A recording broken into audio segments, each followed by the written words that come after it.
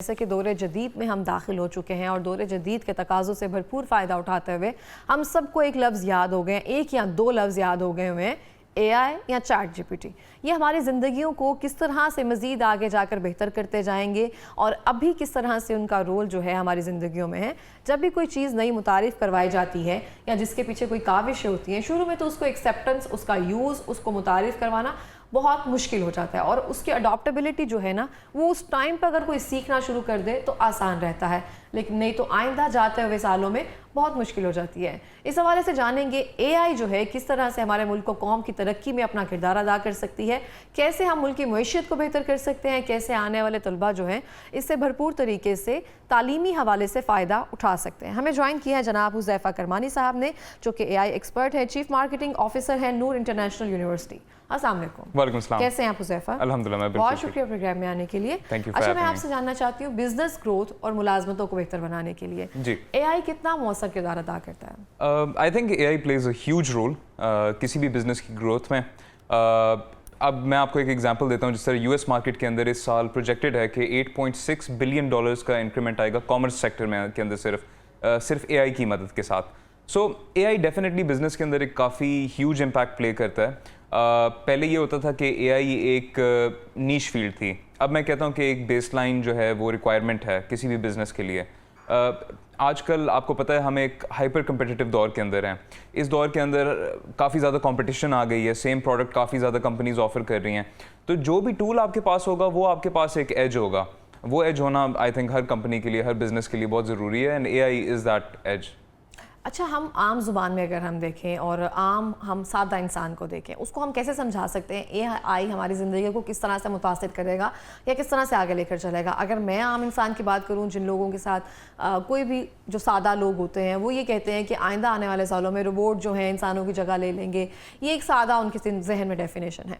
लेकिन कहीं ना कहीं देखा जाए वही लोग जो है यूट्यूब इस्तेमाल कर रहे हैं, रील्स यूज़ कर रहे हैं, वही चैट GPT से कुछ ना कुछ सवाल पूछ रहे हैं, कोई माएँ जो भी देख रही हैं वो इस तरह से करके इस चीज़ को शौकिया तौर पर आगे लेकर चल रहे हैं। क्या सिर्फ यही रोल है या मज़ीद किस तरह से बेहतर कर सकते हैं? अच्छा देखें, रोबोटिक्स जो है वो आज की इन्वेंशन नहीं है। Robotics has been around for quite a long time. Specially अगर आप कार्स की प्रोडक्शन देखें, कार्स की मैन्युफैक्चरिंग देखें, तो असेंबली लाइंस के अंदर रोबोटिक्स की इंटीग्रेशन तो काफ़ी टाइम पहले हो गई है। यस, उस टाइम पे आई वुड से कि जॉब्स गायब नहीं होती, लेकिन न्यू जॉब्स इमर्ज होती हैं, न्यू स्किल्स बच्चों को सिखाना बहुत ज़रूरी बन जाता है। क्योंकि हमें हमारी कमांड ज़रूरी है ना। बिल्कुल ऐसा ही है जी। जब भी कोई एक नई स्किल, नई नॉलेज आती है तो उसे लर्न करना इक्वली इंपॉर्टेंट होता है। देखें, पहले कोई भी वीडियो एडिटर नहीं था, लेकिन आप देखें अब हर जो पर्सन है सोशल मीडिया पे बड़ा इजीली रील्स बना लेता है और बड़ी अच्छी उनकी एडिटिंग होती है। सो एज ह्यूमंस हम ये स्किल्स पिकअप कर सकते हैं, and AI is very very easy to learn, कोई भी इस्तेमाल कर सकता है। पहले तो ये एक ऐसा कॉन्सेप्ट होता है कि शायद अगर मैं एक कोडर हूँ तो सिर्फ मैं AI इस्तेमाल कर सकता हूँ, लेकिन वो इतना ईजी टू यूज़ बनाया हुआ है और अब तो नेटिव लैंग्वेज में भी है, तो आपको इंग्लिश की भी ज़रूरत नहीं है। आप उर्दू में उससे सवाल पूछ सकते हैं, वो आपको उर्दू में जवाब दे देगा। काफ़ी ऐसे वॉइस एजेंट्स हैं AI के अंदर जिससे आप पूरी कॉन्वर्सेशंस उर्दू में कर सकते हैं, वो आपको उर्दू में बता सकते हैं। सो नॉलेज की जो एक्सेसिबिलिटी है वो आम बनने के लिए, हर किसी के लिए काफ़ी ईजी हो गई है with the use of AI। अब आप नूर यूनिवर्सिटी में एक तरह से होते हैं, वहाँ पे कोई जो भी हमारी स्टडी है उसमें स्पेशलाइजेशन होती है, किसी में AI में हो रही है या उसको उस तरह से जो कंटिन्यू स्टडी कर रहे हैं उसमें किस तरह से मर्ज किया जा रहा है? अच्छा देखें, हम नूर इंटरनेशनल यूनिवर्सिटी में प्राइमरली एलाइड हेल्थ के स्टूडेंट्स को कैटर करते हैं। अब पाकिस्तान से बाहर आप मिडिल ईस्ट में जाएं या अमेरिकन मार्केट्स के अंदर जाएं तो एलाइड हेल्थ प्रोफेशनल्स की जो बहुत ज़्यादा डिमांड है नर्सिंग रोल्स में, मेडिकल इमेजिंग टेक्नोलॉजी, सो इन रोल्स के अंदर AI की ट्रेनिंग हम बच्चों को बाकायदा देते हैं, जिसके अंदर मयारी हमारे पास सॉफ्टवेयर होते हैं। इनिशियल AI की ट्रेनिंग में क्या चीज़ें शामिल होती हैं? इनिशियल AI की ट्रेनिंग के अंदर देखें, हम इसके ऊपर कुछ डेडिकेटेड सॉफ्टवेयर होते हैं AI के, जो कि मेडिकल ग्रेड सॉफ्टवेयर होते हैं, उन्हें चलाना हम बच्चों को सिखाते हैं। मेडिकल इमेजेस की इन्हांसमेंट किस तरह हो सकती है विद AI, जहाँ पे AI और मशीन लर्निंग मॉडल्स होते हैं जो कि आपके फॉर एग्जांपल मेडिकल रिपोर्ट्स के अंदर कोई भी एनॉमली है वो स्कैन करके हम बच्चों को बताते हैं कि उन्हें उस डेटा को इंटरप्रेट किस तरह करना है, रीड किस तरह करना है। अच्छा, AI का जो यूज़ है हम फिर फातिमा मेमोरियल हॉस्पिटल में भी करते हैं। हमारे पेशेंट्स होते हैं, उनके डायग्नोसिस, उनके स्कैन्स, AI एक वाइटल पार्ट अब प्ले करना शुरू हो गया है हेल्थ केयर एजुकेशन के अंदर और हेल्थ केयर की डायग्नोसिस के अंदर। लेकिन इसका कतई ये मतलब नहीं है कि ये जो AI है कल को डॉक्टर्स की जॉब ले लेगा। AI आपको टाइम सेव ज़रूर करके दे सकता है, लेकिन फाइनल जो एक एम्पैथेटिक अप्रोच होती है वो एज अ ह्यूमन ही कोई एक डॉक्टर ले सकते हैं या कोई एक एलाइड हेल्थ प्रोफेशनल ले सकते हैं। वो तो बिल्कुल बात ठीक है इस तरह से, लेकिन कोई चीज़ अडॉप्ट करने में ना हमें टाइम लगता है। हमें लगता है कि अगर हमने इसको अडॉप्ट कर लिया तो ऐसे कैसे पॉसिबल हो जाएगा, या आइंदा ऐसे हो जाएगा, या हम शुरू में देखते हैं ना क़यामत की निशानियां हैं, मशीनें चलने लग जाएंगी, ये सब चीज़ें इस तरह से ही चल रही होती हैं। अच्छा, अगर हम स्पेसिफिकली जैसे कि आपने कहा इसको किस तरीके से मर्ज किया जा रहा है, बच्चों को ट्रेनिंग वगैरह दी जा रही है जो किसी हद तक ज़रूरी भी है।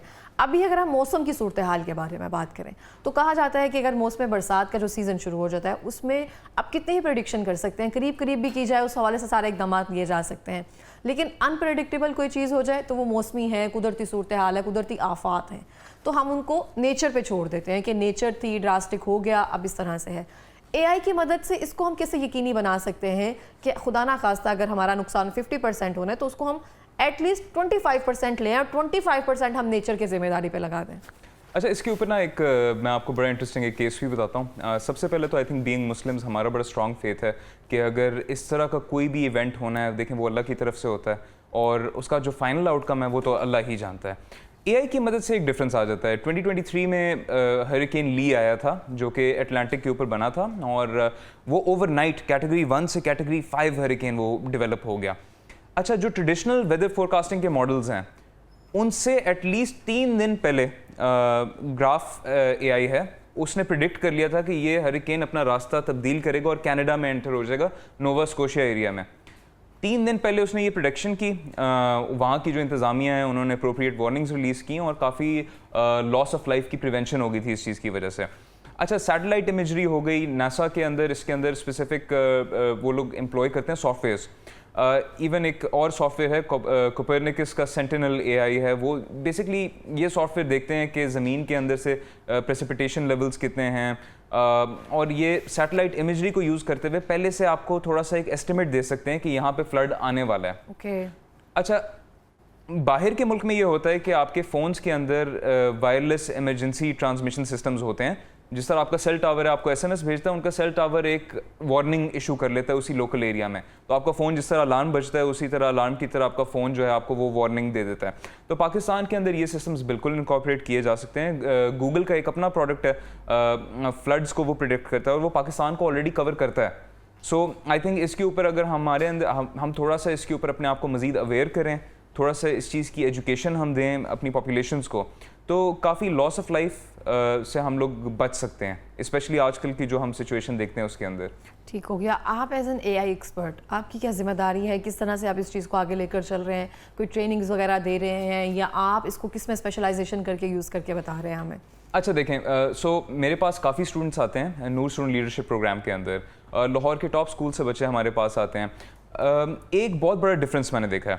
पहले आपका एक ग्राफिक डिज़ाइनर होते थे और वो ग्राफिक डिज़ाइनर ही आपको लोगो बना के देते थे, सोशल मीडिया पोस्ट बना के देते थे। अभी मेरे पास ओए लेवल्स के बच्चे आते हैं, they can make their own logos, they can make their own Instagram post. वो डिज़ाइनिंग का हर एस्पेक्ट जानते हैं। कैनवा में सब एक्सपर्ट हो गए। कैनवा में सब एक्सपर्ट हो गए हैं, जी बिल्कुल। कैनवा में सब एक्सपर्ट हो गए हैं और इसके साथ साथ बल्कि आई वाज एक्चुअली शॉक्ड क्योंकि मेरे पास एक स्टूडेंट आए और मैं उनके वर्क को रिव्यू कर रहा था तो उन्होंने मुझे एक वेबसाइट दिखाई और वो काफ़ी वेल कोडेड वेबसाइट थी। तो मैंने कहा कि ये किसी से बनवाई है या आपके कोई पेरेंट्स काम करते हैं इस फील्ड के अंदर? कहते हैं नहीं जी मैंने खुद कोड किया। And he was an O level student. I was actually shocked. I was like कि मतलब कि तो इन्फॉर्मेशन की जो अंडरस्टैंडिंग है, नॉलेज जो है वो रैपिडली इंक्रीज कर रही है। इन टूल्स को इस्तेमाल करने की अंडरस्टैंडिंग वो जनरेशन टू जनरेशन बढ़ती भी जाएगी। और जहाँ तक एक सवाल ये आता है और बहुत ज़्यादा लोगों के दिल में होता है कि you know AI will take my job, I will be jobless, AI will take my job. और कल को जो मुझे है लगता है ज़्यादा हम एफिशिएंट हो जाएंगे, मेहनत कम करना पड़ेगी, हमारा काम ज़्यादा हमारा फोकस चेंज हो जाएगा। सो आई थिंक जो रिपीटेटिव टास्क्स होते हैं उधर से हमारा फोकस हट के ज़्यादा क्रिएटिव कैलकुलेशंस में जो टाइम लगता है, इधर उधर की चीज़ों में जो टाइम लगता है वो ज़रा सेव हो जाएगा, काम में ज़्यादा जो है बेहतरी आ सकेगी। बिल्कुल ऐसा ही है जी, मैं तो इसी तरह से सोचता हूँ। अच्छा, अब हम देखते हैं, हम बात कर रहे हैं कि जैसे बच्चे बड़े हो जाएं यूनिवर्सिटी लेवल पर, वहाँ पे हम AI को किस तरह से इंडल्ज कर रहे हैं, वहाँ पे कैसे मैनेज कर रहे हैं।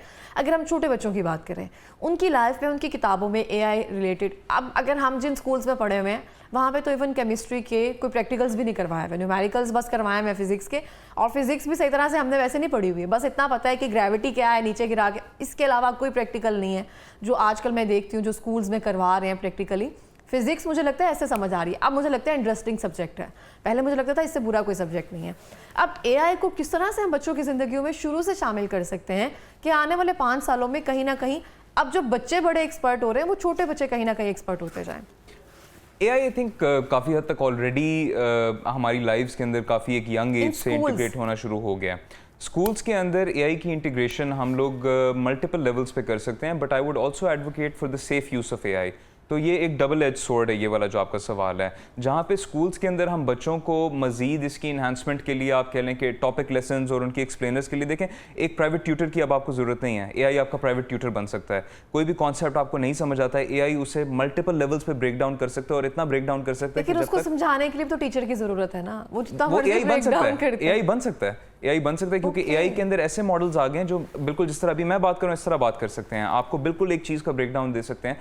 एक ट्यूटर की ये लिमिटेशन होगी कि ट्यूटर ने 1 घंटा पढ़ाना है। एक एआई ट्यूटर की कोई लिमिटेशन नहीं है, वो 3 घंटे भी बच्चे के साथ इंगेज कर सकता है उसे वो चीज़ें सिखाने के लिए। एक इशू इससे राइज होता है जो कि जिसके ऊपर मैं आजकल काफ़ी ज़्यादा टेंशन ले रहा हूँ। बेसिकली देखें, when we did our thesis, हमने 15,000 20,000 वर्ड्स की जब ये पेपर्स लिखे थे, रिसर्च हमने की थी, तो we had to research every single thing ourselves. एक एक चीज़ की स्टडी, वो डॉक्यूमेंट्स पढ़ना। वैसे ही आप अपने थीसिस में अपने थीसिस में जी, आज से आप कह लें कि 5-6 साल पहले जो भी बच्चे आपके ग्रेजुएट हो रहे थे, जब उन्होंने रिसर्च करनी होती थी तो वो एक्चुअली बुक्स पढ़ रहे होते थे, 8-8 10-10 घंटे वो डॉक्यूमेंट्स पढ़ रहे होते थे, स्कैन कर रहे होते थे, वो ढूंढ रहे होते थे कि ये बात मेरे टॉपिक से रिलेवेंट है या नहीं है। अब जो आप कह लें कि एक बच्चे ने 2 महीने 3 महीने सिर्फ रिसर्च में मेहनत की है, वो विद इन 1 आवर एआई आपको वो इन्फॉर्मेशन दे सकता है। इससे साइकोलॉजिकली और बायोलॉजिकली एक प्रॉब्लम आ रहा है सामने। आपकी ब्रेन्स के अंदर एक चीज़ होती है, उसे हम कहते हैं न्यूरोप्लास्टिसिटी। न्यूरोप्लास्टिसिटी का मतलब ये है कि जितना ज़्यादा मैं अपने ब्रेन को यूज़ करूँगा, मेरा ब्रेन न्यूरल पाथवेज बनाएगा, नए रास्ते बनाएगा दिमाग के अंदर। और मेरा ब्रेन एक तरह का, जिस तरह आप अगर जिम जाते हैं आपके मसल स्ट्रांग होते हैं, ब्रेन को आप जितना इस्तेमाल करते हैं आपका ब्रेन स्ट्रांग होता है। आप पुराने ज़माने में देखें, हमारे जो पेरेंट्स हैं उन्हें 20-20, 30-30, 40-40 नंबर्स ज़ुबान पे याद होते थे। आजकल मैं किसी भी बच्चे से एक्सपेक्ट नहीं कर सकता कि वो 2 से 3 नंबर से ज़्यादा उसे याद होंगे। सो मेमोरी के ऊपर ये चीज़ें एक बहुत बड़ा इम्पैक्ट होता है इन चीज़ों का। और लोग तो बिल्कुल भी दिमाग का यूज़ नहीं करते हैं। बिल्कुल ऐसा ही है जी, बिल्कुल ऐसा ही। तो ऐसे ही पढ़े होंगे फिर। सो इसीलिए पेरेंट्स के लिए ये मैसेज फिर आ जाता है कि एआई का यूज़ बच्चों के लिए एक्चुअली थोड़ा सा लिमिटेड रखें। Let them find things on their own. Obviously इस तरह से है। अगर हम देखें ना, कोई भी किताब हम पढ़ रहे होते हैं तो वो एक हमारा एक्सपोजर बढ़ता है, हमें पता होता है 100 चीज़ें होती हैं उसमें, एक सेंटेंस से लेके, एक डायलॉग से लेके, कौन सा फिक्रा कहाँ पे बैठना है, कहाँ पे हमने कौन सी बात उठानी है, बिल्कुल बहुत सारी हेल्प मिलती है। अब डिफरेंस तो एक रहेगा, एक सादा एक सेंटेंस उठाए हुए बंदे में और जिसने एक पूरी किताब पढ़ के उसका खुलासा किया हो, उसमें एक उसके बताने में, उसकी समझ में एक डिफरेंस तो हमेशा से रहेगा। और ये वाकई में इस तरह से है कि हमें थोड़ी सी गाइडेंस या पेरेंट्स को समझने की ज़रूरत है। अच्छा, हम देखते हैं कि शुरू से ही अगर हम अपना तालीम का निज़ाम देखें तो वो एक रटलाइजेशन, इस तरह से सब चीज़ें हैं। बच्चों को इजाज़त नहीं थी सेल्फ राइटिंग की, रादर दैन जो अच्छे स्कूल्स हैं, बड़े स्कूल्स हैं, उसमें है कि आपने एनालिसिस करना है इस ऐसे के बारे में। लेकिन मुझे लगता है कि 70% ऐसे ही है कि आपने सिर्फ देखा हुआ लिखा हुआ पढ़ना है। अब हमने वही चीज़ एआई से चिस्पा करना शुरू कर दी है, हम उसी को उस तरह से छाप रहे हैं, सेम असाइनमेंट सेम इस तरह से। तो आपको नहीं लगता कि हम जैसे महारत रखते हैं, हम साइंटिस्ट, डॉक्टर्स, ये वो सब चीज़ें, इसमें थोड़ी सी कंपैटिबिलिटी कम हो जाएगी? जी बिल्कुल कम होगी, कंपैटिबिलिटी भी कम होगी और एआई के ऊपर रिलायंस बढ़ जाएगी एक्चुअली। और जब एआई के ऊपर रिलायंस बढ़ेगी तो मैं समझता हूँ कि एक जो आपका ह्यूमन एनालिटिकल एबिलिटीज़ हैं कि ह्यूमन ब्रेन है, आप फॉर एग्जांपल अगर आप स्टडीज़ में बहुत ज़्यादा मेहनत करते हैं तो एक कंक्लूजन पे पहुंचने के लिए काफ़ी ज़्यादा आप स्ट्रगल करते हैं, वो स्ट्रगल आपको सारी ज़िंदगी याद रहता है। एआई आपको फ़ौरन एक चीज़ का जवाब दे सकता है। तो आपकी जो रियल वर्ल्ड स्किल्स हैं, टेक से दूर वाले स्किल्स हैं, उनके अंदर एक नेचुरली एक कमी आएगी आपके पास। अच्छा, हम देखते हैं कि कहते हैं, बहुत सारे लोग कहते थे ना कि आइंदा एक दौर ऐसा आएगा जिसमें मशीनें जगह ले लेंगी इंसानों की। तो ये नहीं है कि रोबोट हमारी जगह चलेंगे, हम रोबोट की तरह चलना शुरू हो जाएंगे। कोई बात है, हमने उनसे पूछना है क्या है, कैसे है, कितना है, कोई टेक्स्ट है, मैसेज है, किसी को कार्ड भेजना है, आप सारा करके दे दो, हम वैसे बोलते हैं। अब वो जो हमें बता रहे हैं हम सेम लफ्ज़ों में आगे सेंड कर रहे हैं, जो इतना बता रहा है हम सेम लफ्ज़ों में रिपीट कर रहे हैं। हमें किसी से बात करनी है, कुछ ढूंढना है, कहाँ जाना है, कितना बोलना है, ये हमें अगर वो मशीन्स बता रही है तो हम उनका ही किरदार अदा कर रहे हैं, हम एआई के असिस्टेंट्स बनते जाएंगे। मुझे अब ये बात समझ आती है, वो किसी ने जो बात की थी, ये नहीं था कि मशीनें चल कर आएंगी, हम मशीनें बन जाएंगी। देखिए, हम मशीनें बिल्कुल बन जाएंगे और बन भी रही हैं, क्योंकि एहसास वो सब चीज़ें खत्म होती जा रही हैं। हर चीज़ इंटेलिजेंस के साथ साथ आर्टिफिशियल भी तो आ ही रहा है हमारे अंदर। बिल्कुल आ रहा है जी, बिल्कुल आ रहा है। अब आप देखें कि हेल्दी एक्टिविटीज़ की काफ़ी कमी हो गई है। आप अपने फ़ोन को 8-8 घंटे भी इस तरह देखेंगे तो you would not feel it at this age. लेकिन इसकी वजह से काफ़ी लोगों को स्पाइन के इश्यूज़ भी क्रिएट हो रहे हैं। काफ़ी हमारे पास हॉस्पिटल में भी पेशेंट्स आते हैं। साइकोलॉजिकल ऐसे प्रॉब्लम्स हैं जो बच्चों में बहुत ज़्यादा बढ़ गए हैं। ADHD, बाइपोलरिज्म, डिप्रेशन, इस तरह के काफ़ी केसेस सामने आ रहे हैं। तो वो एक देखें, man is a social animal, ठीक है, लेकिन अब वो जो एक सोशल हमें आप कह लें कि रिक्वायरमेंट्स हमारी पहले पुराने ज़माने में पूरी होती थी, वो होती थी पर्सन टू पर्सन, राइट। अब हम एक स्क्रीन के थ्रू, पिक्सल्स के थ्रू हम देख रहे हैं। अब क्या कहते हैं, सो डेफिनेटली थोड़ा सा उस तरफ हम जाना शुरू हो गए हैं। और AI के फेयर यूज़ के अंदर उसके ऊपर काफ़ी ज़्यादा डिबेट्स भी अब चल रही हैं कि एक लिमिटेड अमाउंट में इसे यूज़ होना चाहिए। जो AI अब तक ह्यूमंस ने जितनी भी डेवलपमेंट की है वो अपने ज़ोर पे की है, वो अपने एक स्ट्रगल पे की है। AI ने क्या किया, AI ने उस सारी इन्फॉर्मेशन को लिया और आपको एक डिक्शनरी दे दी। वो डिक्शनरी आपको किसी भी सवाल का जवाब दे सकती है। AI खुद से तो ये बातें नहीं बना रहा। सो आगे का फिर क्या होगा, वो न्यू इनोवेशन फिर कहाँ से आएगी? AI की मदद से definitely there have been quite a lot of rapid innovations and improvements, और आगे भी होती रहेंगी।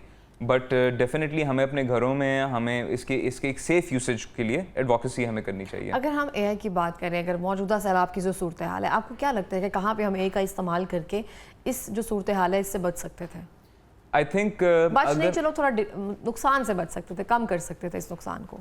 आई थिंक देखें, वो मैंने पहले भी बोला कि जिस तरह वायरलेस इमरजेंसी सिस्टम्स की अगर गवर्नमेंट फेयरली यूज़ करे तो ये ऑटोमेटिकली अलर्ट्स लोगों को फ़ोन्स पे दे सकते हैं कि जी आपके एरिया में सैलाब का खदशा है, फॉर एग्जांपल। वो तो जाकर भी नहीं निकालवा पा रहे। आजकल देखें हर किसी के पास एक एंड्रॉयड, एक स्मार्टफोन है।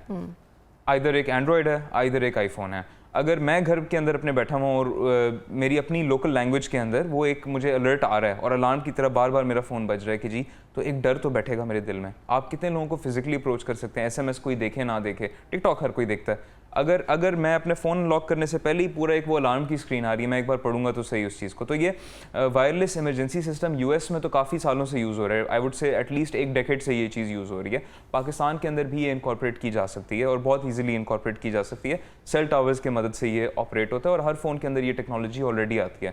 फिर जिस तरह मैंने कहा कि गूगल का फ्लड हब है, वो पाकिस्तान के अंदर ऑलरेडी ऑपरेट कर रहा है। अगर किसी तरह जो हमारी गवर्नमेंट एजेंसीज़ हैं, इन्वायरमेंटल एजेंसीज़ हैं स्पेशली, वो इस चीज़ को इनकॉर्पोरेट कर दें विद इन आपका एक जो वर्क फ्लो होता है, एक इमरजेंसी रिस्पांस सिस्टम के अंदर इनकॉर्पोरेट कर दें, तो जब आप लोगों को पहले से ये इन्फॉर्मेशन देंगे तो काफ़ी आई थिंक इसके अंदर बेहतरी हो सकती है। और जिस तरह मैंने आपको बताया कि 2 साल पहले 2023 में हरिकेन ली भी जब आया तो पहले से ये इन्फॉर्मेशन AI ने दे दी थी कि ये अपना रास्ता बदलेगा, तो वहाँ से लोगों ने पहले ही लोगों को इवैक्यूएट कर दिए थे, एजेंसीज़ ने। ठीक हो गया। लास्ट पे कोई पैगाम देना चाहेंगे हुज़ैफा? आई थिंक सबसे ज़रूरी पैगाम यही है, and that would be towards the parents as well, कि आई थिंक अपने पेरेंट्स की अपने बच्चों की एजुकेशन के अंदर AI की इंटीग्रेशन करें, बिल्कुल करें, एक एज है, बट आई वुड से कि be very careful in its use at an early age. Later on शायद ये चीज़ इतनी मैटर नहीं करती, लेकिन अर्ली एजेस में आप, your brains are like a sponge, आप चीज़ों को अब्जॉर्ब कर सकते हैं, आप चीज़ों को सीख सकते हैं। बाद में वो लर्निंग कैपेबिलिटीज़ ऑटोमेटिकली कम हो जाती हैं। तो इस उम्र में जितना आप एक्सपेरिमेंट करेंगे, जितना आप फेल करेंगे, that is actually good for you. So that would be my one message. Thank you so much. आपने इतने अच्छे तरीके से बताया AI की अहमियत के बारे में। Thank you so much for coming in the program. और इसी के साथ ही मैं भी ये कहना चाहती हूँ, बच्चों की तालीम पर ख़ास तवज्जो दें, और जैसे हम कहते हैं, हम जिस निज़ाम तालीम से पढ़ कर आगे आए, रट्टालाइजेशन, उसमें ना आने दें। बच्चे अगर स्कूल्स में ऐसे मौजूद हैं तो घर में उनकी एक प्रैक्टिस करवाई जाए जहाँ पे वो खुद एनालिसिस करें उस चीज़ का, उस ऐसे का, उस मजमून का, जो भी आप उनको टॉपिक दे रहे हैं, ताकि उनका जो विजन है वो थोड़ा सा ब्रॉड होता जाए।